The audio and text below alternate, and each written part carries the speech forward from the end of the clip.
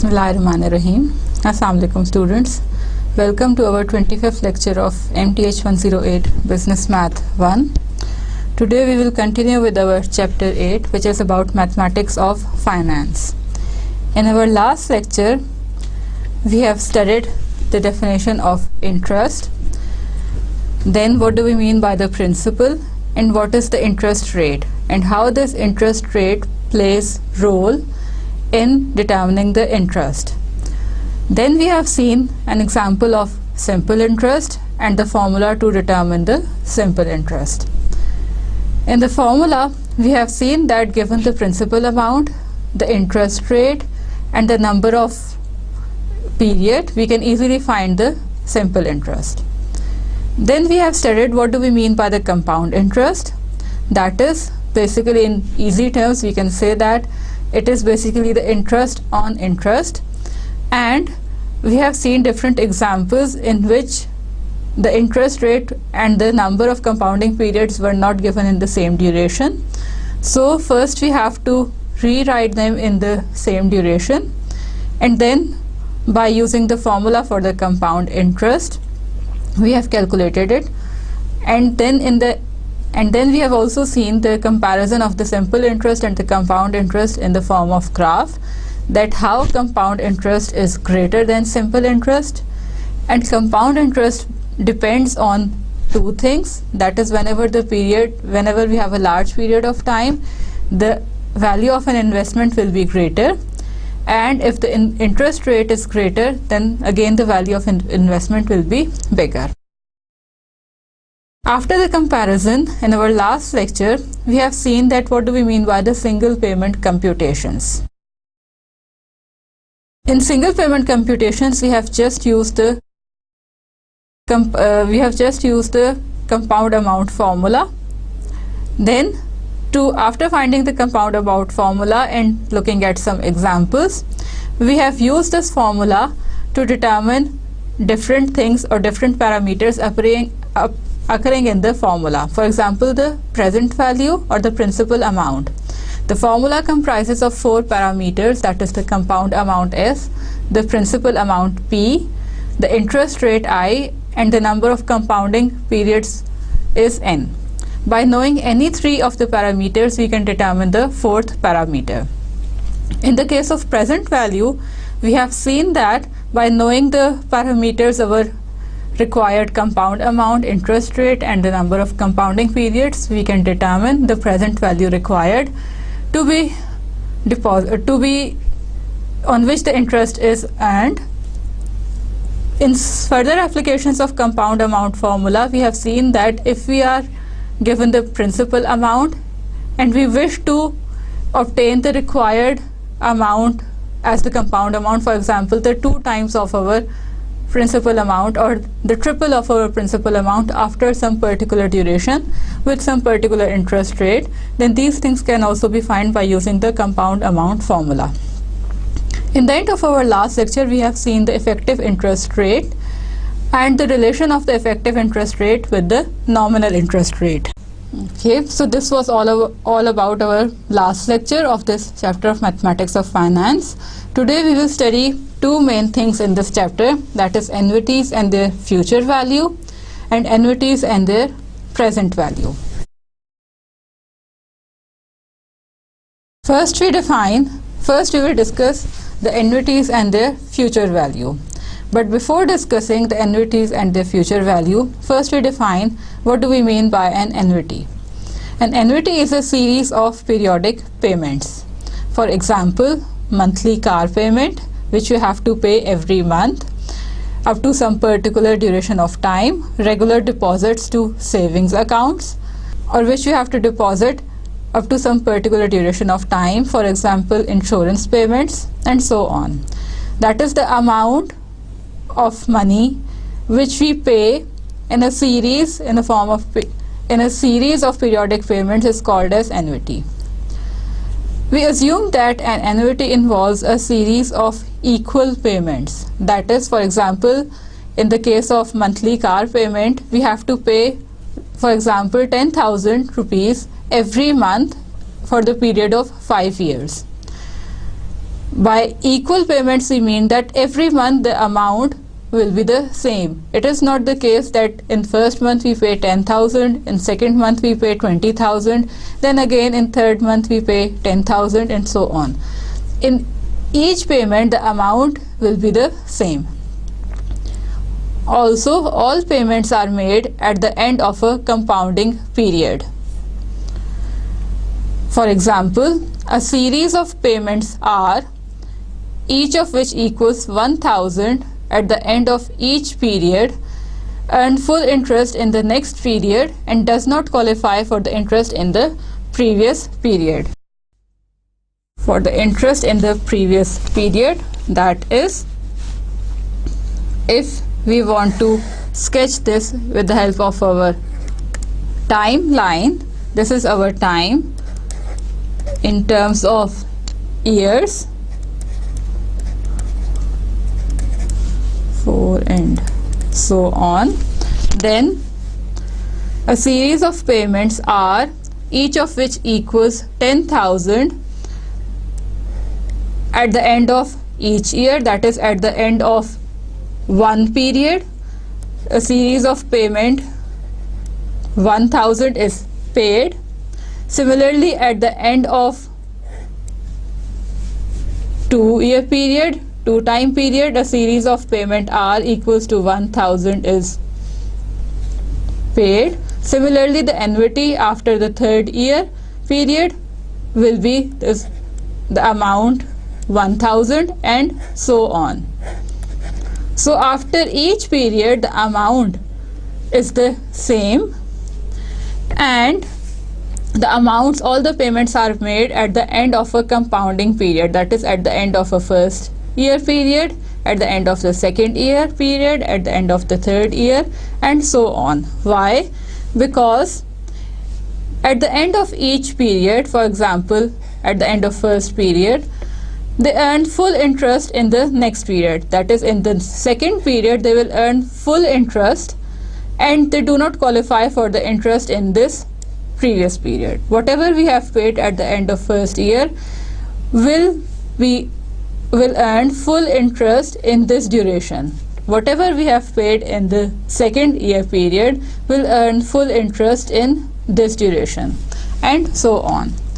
So in the case of annuity, we assume that the payments are equal, that is the series of payments are equal, and all payments are made at the end of a compounding period. For example, a person plans to deposit 1,000 in a tax-exempt savings plan at the end of this year, and an equal sum at the end of each year following year. If interest is expected to be earned 6% per year compounded annually, to what sum will the investment grow at the time of the 4th deposit? That is, first we look at our timeline, that this is our timeline, and in terms of our period, since we are given that to what sum will the investment grow at the end of the 4th deposit. So at the end of the first deposit, second deposit, third and fourth, at the end of the first deposit the amount is deposited is $1,000. At the end of the second deposit it is the same, and so on up to the 4th deposit.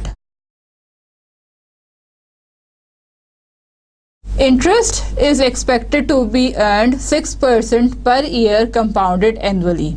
So I is equals to 0.06, and we are asked that to what sum will the investment grow at the time of the 4th deposit. That is, at this time we are asked to know what will be the 4th deposit.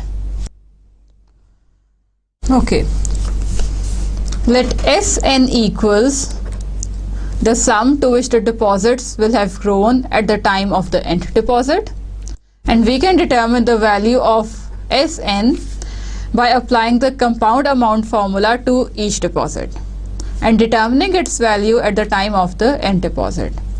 Now these compound amounts may be summed for the 4 deposits to determine S4. That is it is our timeline T 0, 1, 2, 3, 4. Okay, now here we have a deposit of $1,000. Okay, this means that this gives us $1,000. Now here we have deposit of 1000 into 1.06 to the power 1. If we recall our compound amount formula, which is S equals to the principal amount into 1 plus the interest rate to the power n, which is the number of compounding period. So here our S will be equals to 1000 into 1.06 to the power n if we are calculating the Sn. So this gives us the amount of $1060. Now at the end of the second deposit, by using the value of n is equals to 2, we obtain 1000 into 1.06 square, and after simplifying and calculating we obtain $1123.6. At the end of the first one, we obtained 1000 into 1.06 cube, which is equals to 1191.02. And adding all these terms, this, and this, all these boxes, we obtained that S4 is equals to $4374.62, which means that if we look carefully, which means that first deposit earns interest for 3 years, first deposit earns interest for 3 years, and the fourth deposit earns no interest. Fourth deposit earns no interest, that is n is equals to 0 here. And the interest earned on first 3 deposits is $374.62. Okay, now here we were provided the amount of deposit, the interest rate, and the number of compounding periods, and we have obtained that the deposit earns for the first 3 years, the first deposit earns interest for the 3 years, and the fourth deposit earns no interest. Now if we are asked to find the general formula for this annuity for the case of future value, the procedure used in this example is not practical when we are dealing with a large number of payments. If we note that our S4 was equals to 1000 plus 1000 into 1.06 square plus 1000 into 1.06 cube plus 1000 into 1.0, this is 1 power 0 power 1 power 2 and power 3. So this was our S4 basically, which was equals to 4374.62.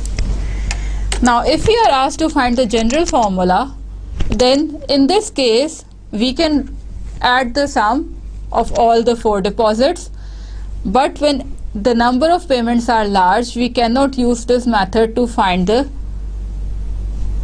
our future value, which means that we need some formula which can generalizes our cases. Now by putting the values from our example, we obtain this value. If we put the values, then if we recall that the deposit was given as 1000, the interest was 0.06 per year, and we were asked to find the value at the fourth deposit, that is, if R denotes our amount of an annuity,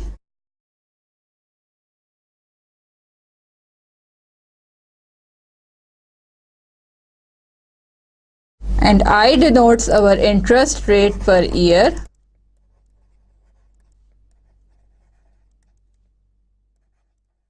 per period. Okay, N is the number of annuity payments,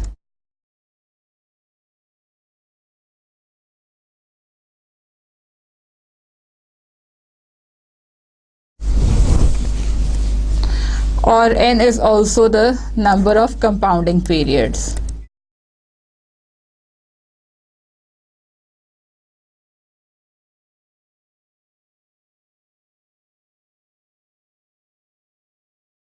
And Sn denotes the sum or the future value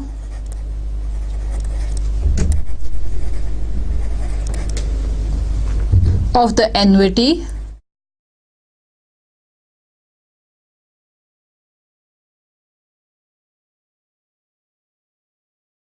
after n periods.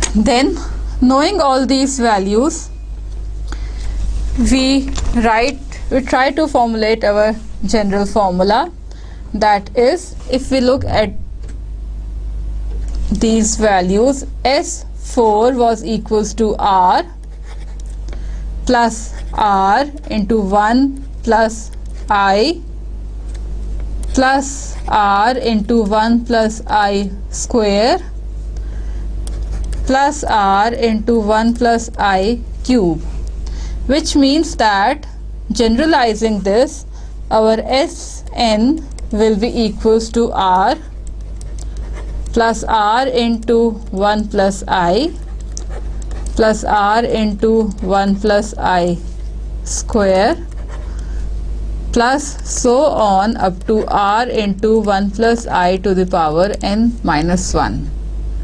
In this particular case, n was equals to 4. So we have gone up to the third power, that is R into 1 plus I n minus 1. Okay. Now, taking R common, we obtain 1 plus I and all these factors.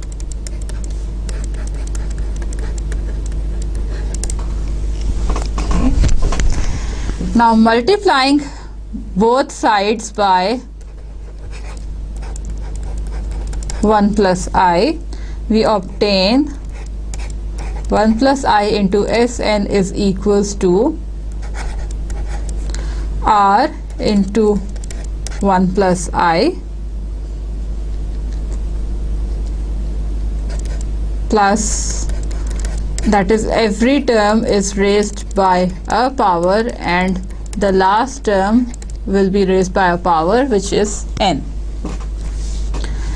and the left hand side is equals to Sn plus Isn.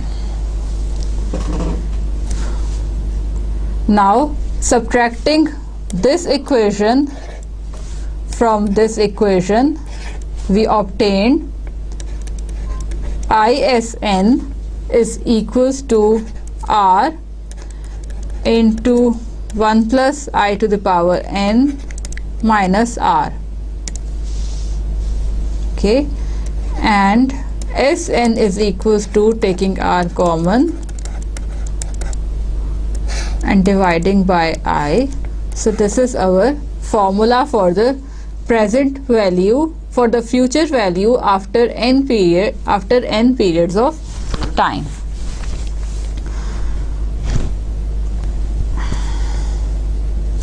This formula can also be written as R into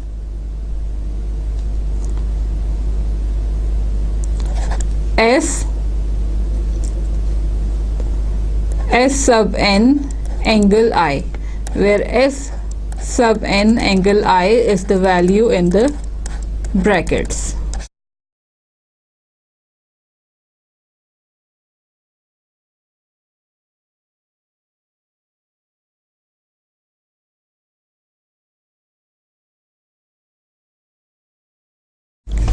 So this is our general formula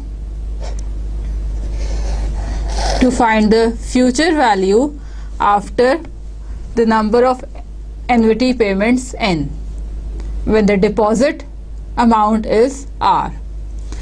Or we can also use this formula to find our future value. Now if we consider the same example, that is this example in which we were provided that R is equals to 1000, I is equals to 0.06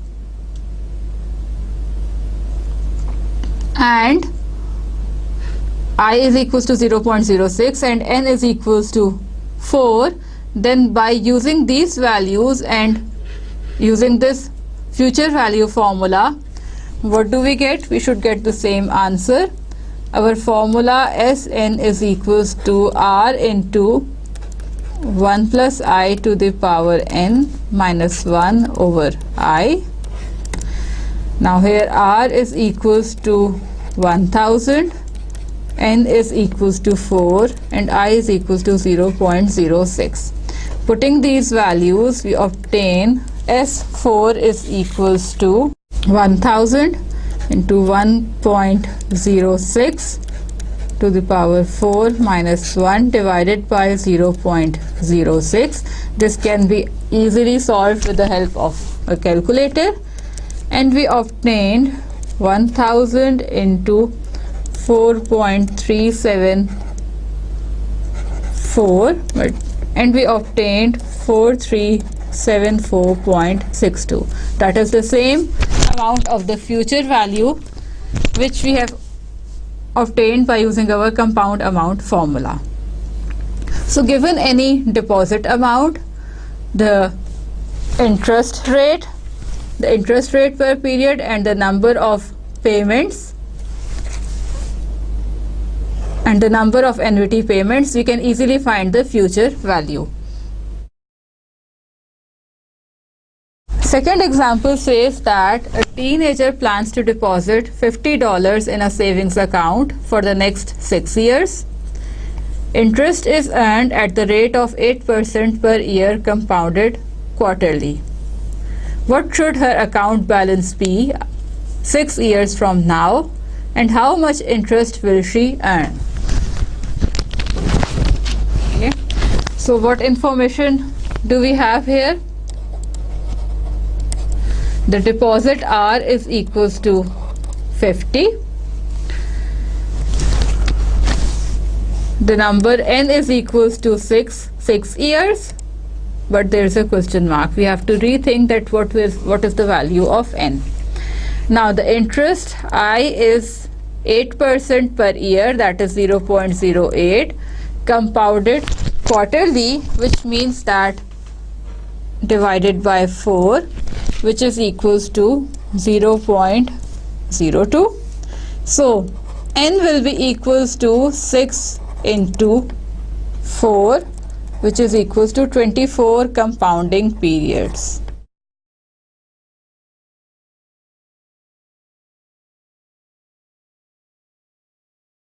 Okay. Now we have all the required information.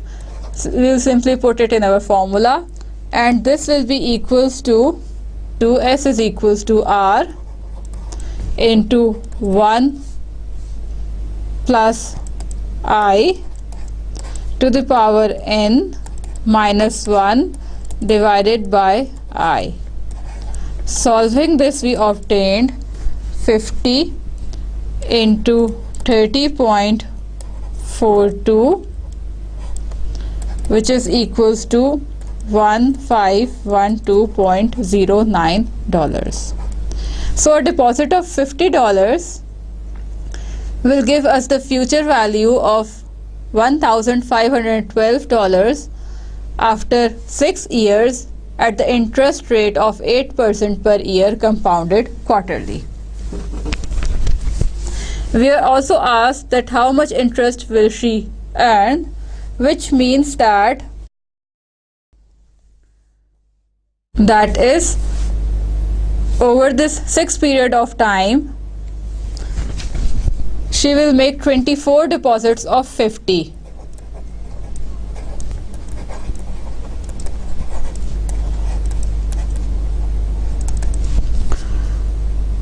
We'll have 24 deposits of 50, which means that a total of $1,200. So the interest is the future value minus the future value obtained by the compound formula and minus our deposits multiplied by the 24, we obtained approximately this much as the interest. Once we know the formula of our future value, we can also determine the size of an annuity. Like in the case of compound amount formula, if any of the 3 parameters are known, we can find the 4th one.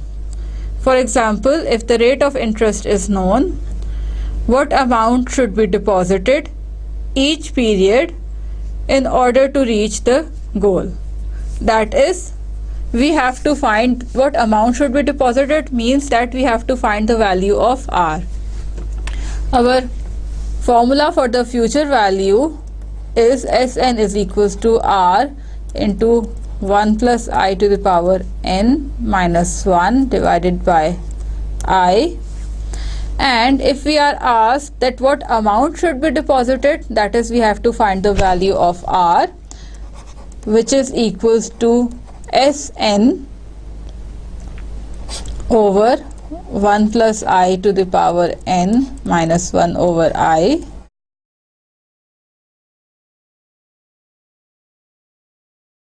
or R is equals to Sn into 1 over S sub n angle I.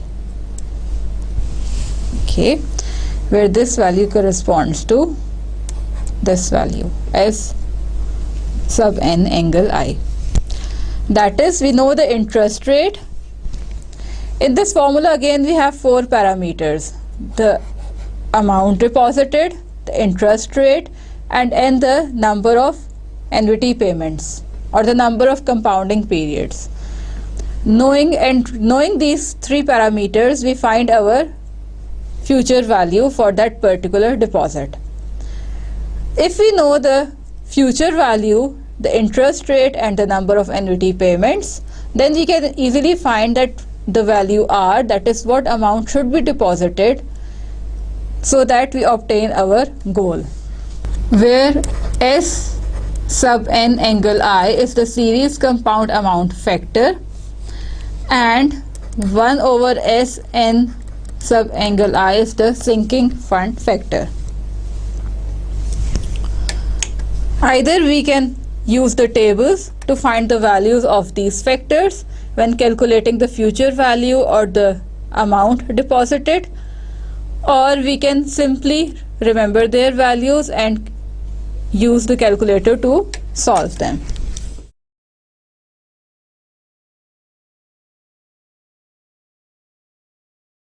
For example, a corporation wants to establish a sinking fund beginning at the end of this year. Annual deposits will be made at the end of this year and for the following 9 years.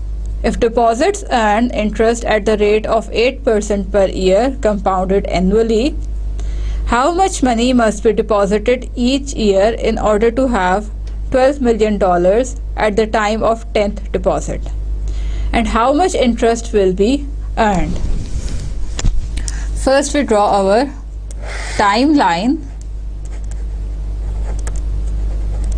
Okay, now this is our time and we are asked to find that how much must be deposited each year in order to have this much amount at the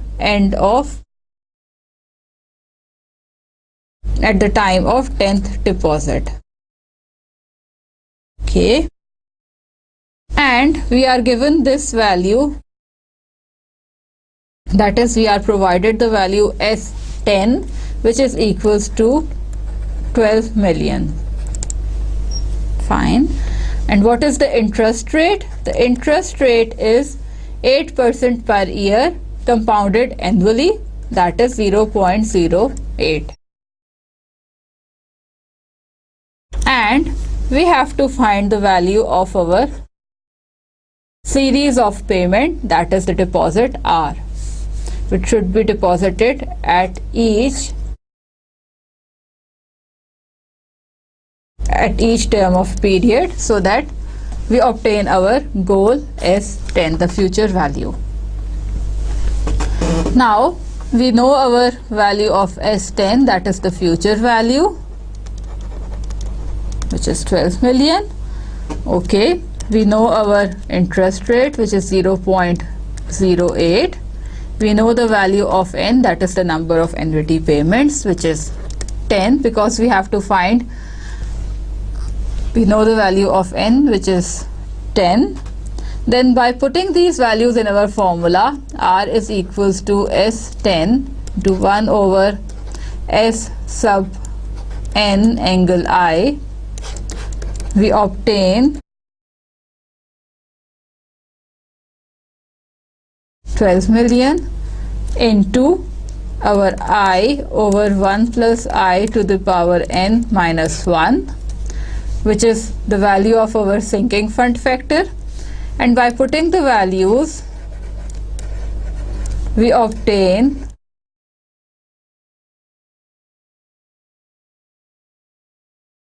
this is equals to our future value into our sinking fund factor, which is 0.069, and multiplying we obtained $828,360. Okay, now since we are depositing this amount R for the 10 years, which means that 10 deposits of this amount will be made during this period. So the total deposits will be equals to the amount R we have obtained into the number of period N. So this is the total deposits we have obtained after the 10th deposit. We are also asked to find that how much interest will be earned, which means that the interest earned will be equals to the future value minus the total deposits we have made so far, the difference of the two, which is 371,6400. Now for example, assume that in the last example that the corporation is going to make quarterly deposits. In the last example, the interest was calculated computedly annually. If the corporation is going to make quarterly deposits and that the interest is earned at the rate of 8% per year compounded quarterly, how much money should be deposited each quarter? How much less will the company have to deposit over the 10-year period as compared with the annual deposits and the annual compounding? In our previous example, what we have calculated is the annual interest and the annual compounding. Now we will calculate our compound interest and we will see that how much the company has to deposit for this 10 years period of time.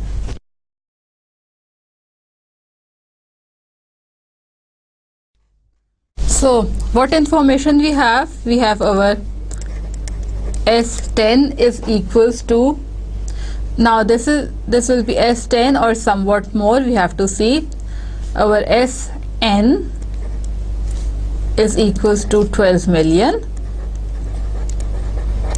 Okay, now what is our interest rate? I is equals to 8% per year compounded quarterly, which is 0.08 divided by 4, which is equals to 0.02. And what is the value of N here? That is the number of annuity payments. Now the total duration is 10 years and the compound interest is calculated 4 times a year, which means that for the whole duration of 10 years the annuity payments will be 4 into 10, which is equals to 40. So this is basically nothing but S40 actually. Now we have the values of all the 3 parameters. So the amount which should be deposited, R, is equals to S40 into our sinking fund factor, which has the value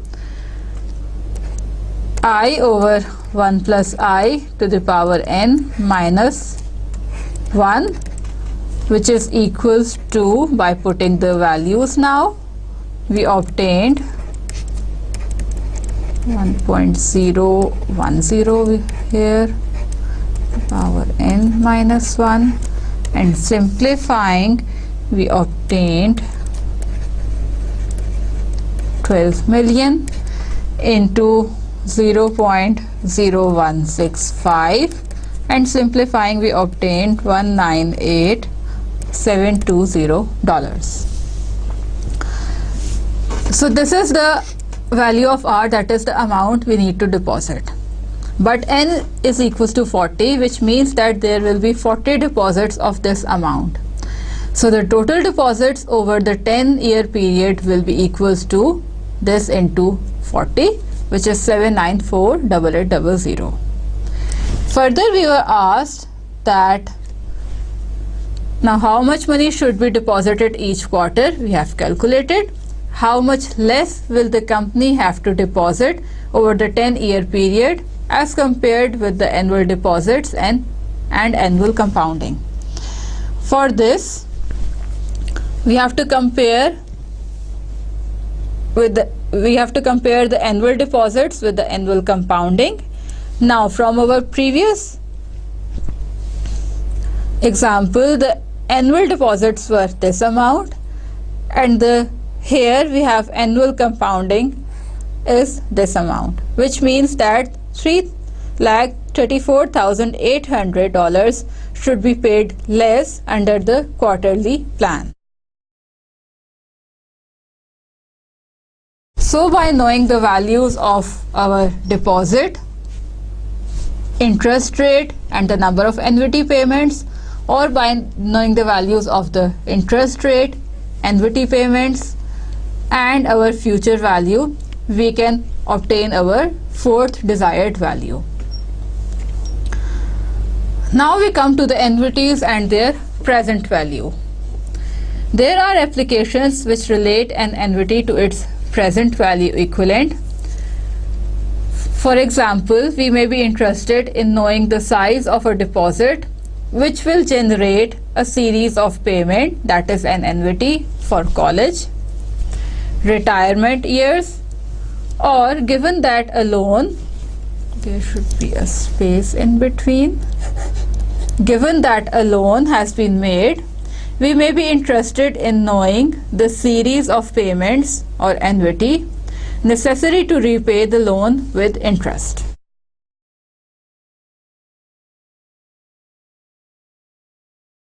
So the present value of an annuity is an amount of money today which is equivalent to a series of equal payments in the future. That is, what amount of money today should be reserved so that at some particular interest rate and after number of annuity payments, we obtain, after a series of equal payments, we obtain our desired amount in the future. In calculating the present value of an annuity, we assume that the final withdrawal would deplete the investment completely. As in the case of, for example, a person recently won a state lottery, The terms of the lottery are that the winner will receive annual payments of $20,000 at the end of this year and each of the following 3 years.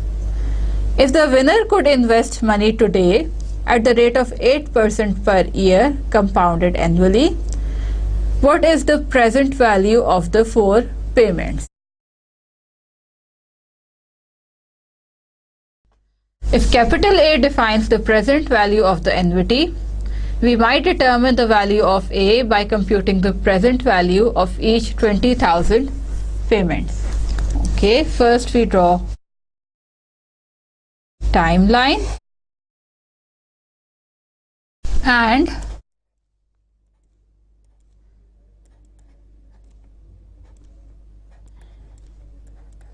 okay, if capital A denotes the present value of the annuity, which we have to find, and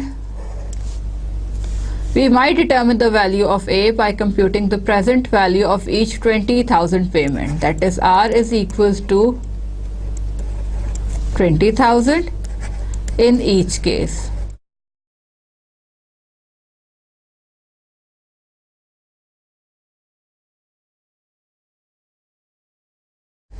Okay, and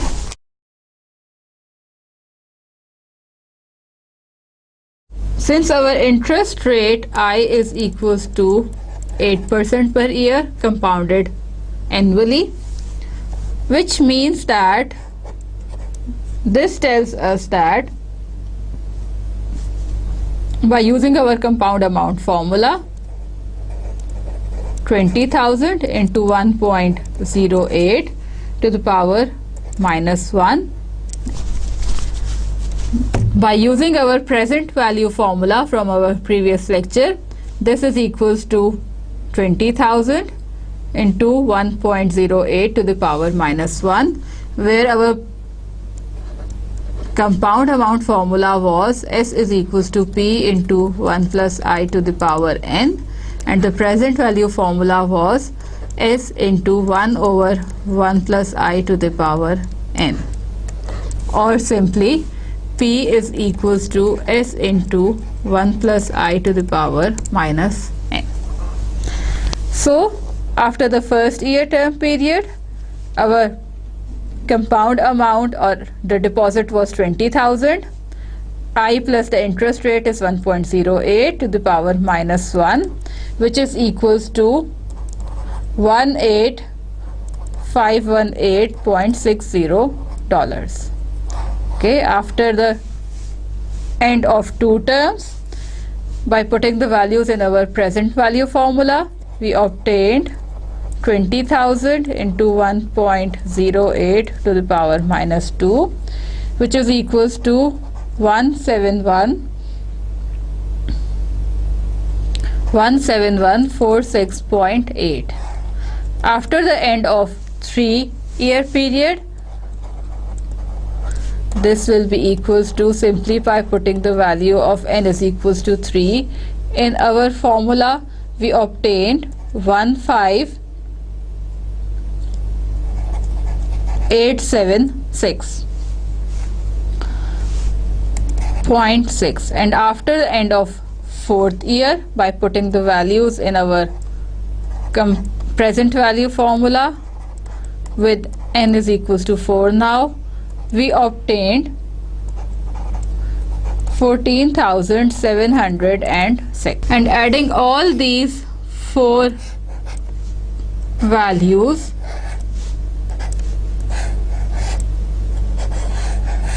we obtained A is equals to 66,242.6. Adding all these values as we have done in the case of future value, in the future value we have added all these values, we have obtained this present value, which means that the deposit today of 66,242.6 with the interest rate of 8% per year gives us the per year compounded annually, gives us the series of 4 withdrawals of 20,000 at the end of each next 4 years. As we have done with the case of our future value,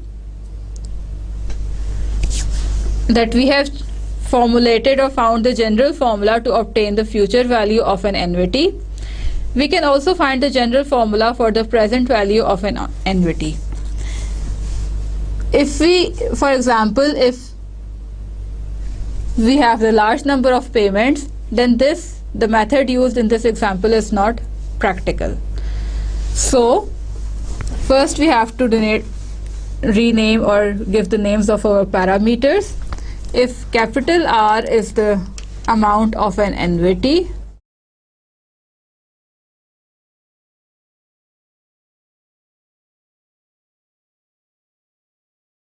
I is the interest rate per compounding period,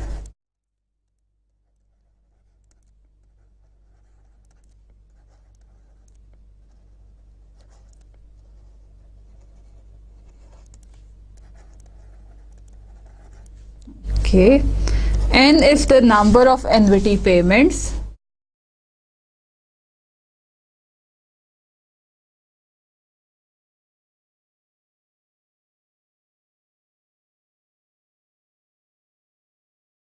or the number of compounding periods.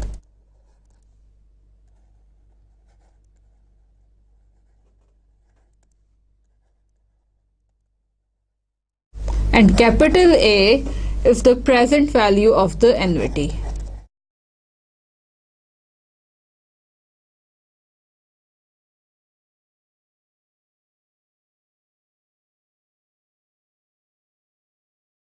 Okay, then we can find the general formula for the present value as, now the equation which determines the future value or sum of an NVT can be restated as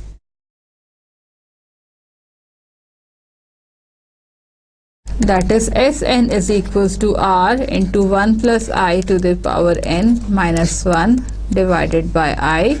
This equation determines the future value or the sum of an NVT.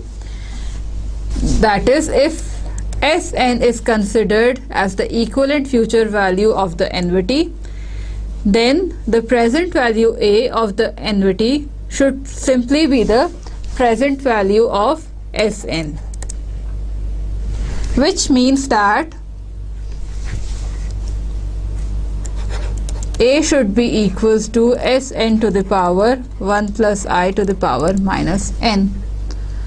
What we are saying is that if Sn is considered as the equivalent future value of the NVT, that is, again we come to our timeline, and if this represents our value A and this represents our value Sn, and after some n periods of time, this is n minus 1 and this is n, and these are our deposits R. We are saying that if Sn is considered as the equivalent future value, this is considered as the equivalent future value of the NVT, then the present value A of the NVT should simply be the present value of Sn, or we can write it in our formula as the present value should be equals to the present value of Sn, which means that substituting the value of Sn in our equation, where we recall Sn is given as 1 plus R into 1 plus I to the power n minus 1 divided by I, then substituting the value of the future value in this formula, we obtain A is equals to R into 1 plus I to the power n minus 1 divided by I into 1 plus I to the power minus n, or rearranging we obtain R is equals to 1 plus I to the power n minus 1 divided by I into 1 plus I to the power n, R into, there is no equality sign here. Okay. Now this equation is used to compute the present value A of an annuity consisting of n equal payments, each made at the end of n periods. And this number A sub n angle I is known as the series present worth factor, where this is the value nothing but the value in the brackets, which is 1 plus I to the power n minus 1 divided by I into 1 plus I to the power n. Or we can write our present value as A into R, A is equals to R into A n sub angle I. Either we write it as this and use the value of series present worth factor with the help of the table, or we remember the value of this series present worth factor and calculate it by using the calculator.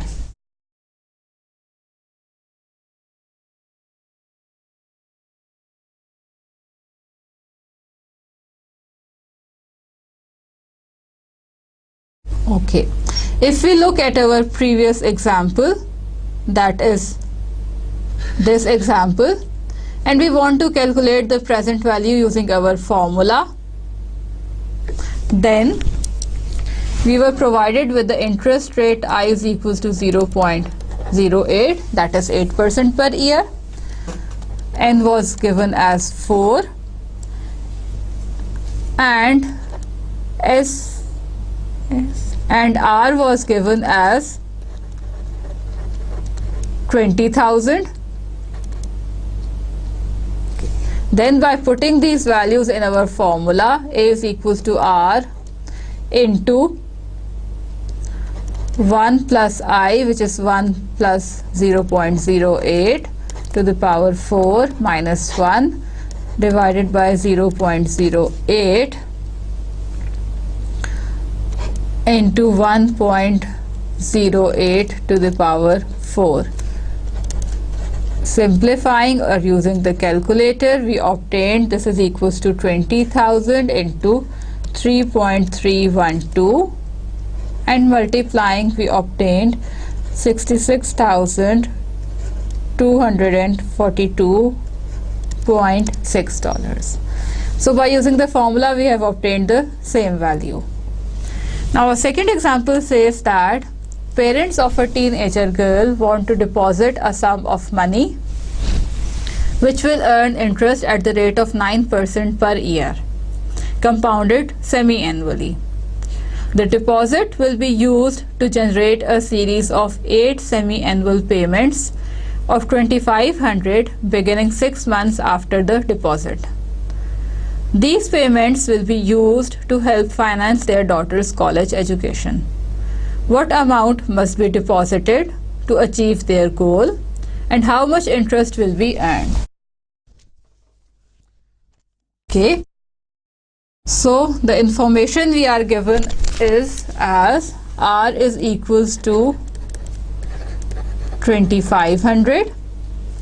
Now the interest rate is 9% per year compounded semi-annually, so this will be equals to 0.09 divided by 2, which is equals to 0.045, and n will be equals to 8. By putting the values in our formula, A is equals to R into 1 plus I, which is 1.045 to the power n minus 1 divided by I into 1 plus I to the power n,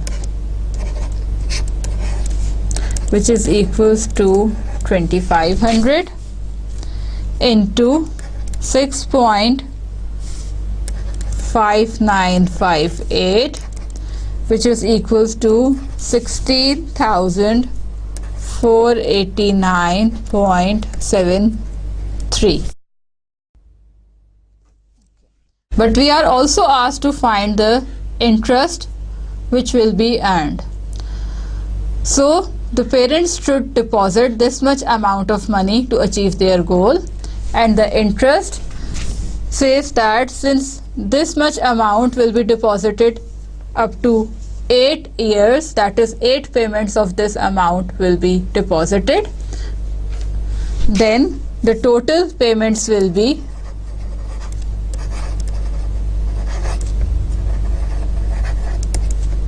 this amount, 20,000, and the interest will be equals to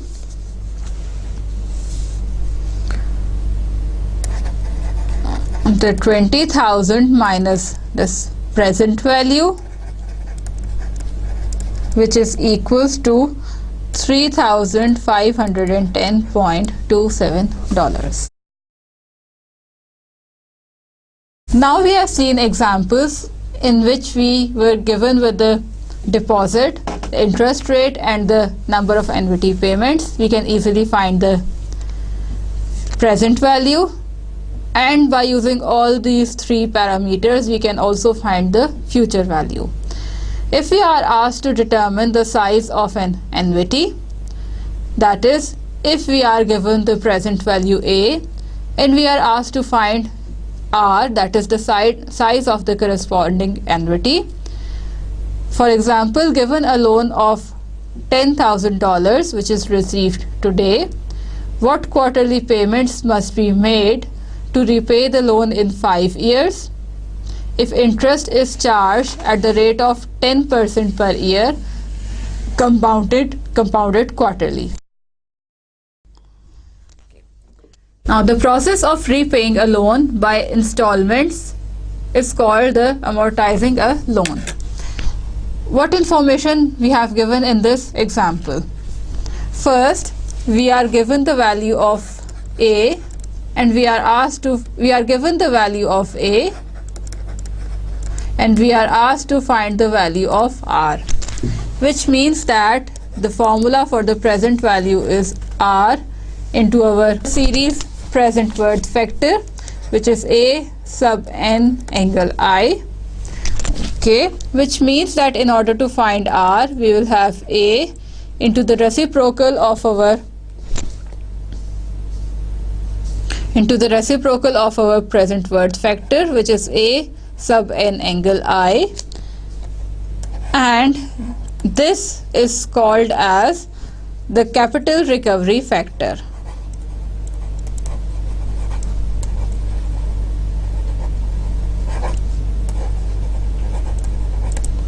That is, we have to find the value of R using this formula. So what information we are given? We are given that A is equals to 10,000 and the interest rate is 10% per year compounded quarterly, which means that the interest rate is equals to 0.1 divided by 4, which is 0.025, and n will be equals to quarterly payments must be made to repay the loan in 5 years. So the total duration is 5 years, but the interest is earned in each year, the interest is earned 4 times. So the total number of annuity payments is 20. Okay, which means that by putting the values in our formula, R will be equals to A into I, 1 plus I to the power n over 1 plus I to the power n minus 1, which is equals to 10,000 into 0.025 into 1.025 to the power 20 over 1.025 to the power 20 minus 1, which is equals to 10,000 into 0.064, which is equals to 641.50. So this is the amount which should be deposited. Since there will be 20 payments of such deposit, so the total deposit will be equals to, or total loan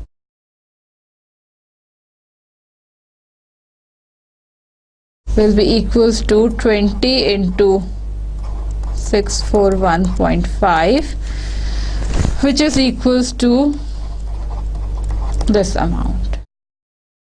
Now we have seen enough examples of the annuity of the present value and the annuity of the future value. With this we end our today's lecture. What we have studied today only about the annuity, the formula to find the annuity of the future value, and how we can determine the size of an annuity. We have also seen the formula to find the annuity of the present value and how we can determine the size of an annuity. With this we end our today's lecture. Allah Hafiz students.